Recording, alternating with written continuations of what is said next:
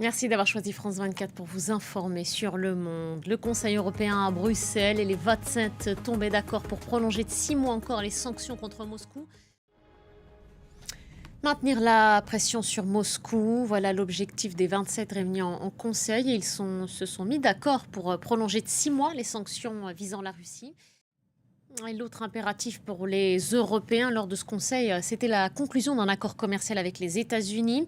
Les 27 sous pression face aux droits de douane imposés par Washington, et le temps presse alors qu'approche la date limite du 9 juillet fixée par Donald Trump.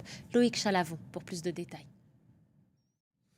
L'immense inquiétude des familles de Cécile Collère et Jacques Paris, ces deux Français détenus en Iran depuis plus de 3 ans maintenant. Des prisonniers politiques iraniens sont aussi détenus en nombre dans cette prison d'Evin. Et alors qu'un cessez-le-feu tient toujours entre Tel Aviv et Téhéran, la répression en Iran s'est intensifiée. Et à Gaza, maintenant, les mêmes images, jour après jour, une population affamée, assoiffée, des corps gisant au sol près de points de distribution d'aide alimentaire. Pourraient suivre la voie de la paix. La République démocratique du Congo et le Rwanda doivent signer ce vendredi soir à Washington un accord en ce sens et mettre fin au conflit qui a fait des milliers de morts dans l'est de la RDC.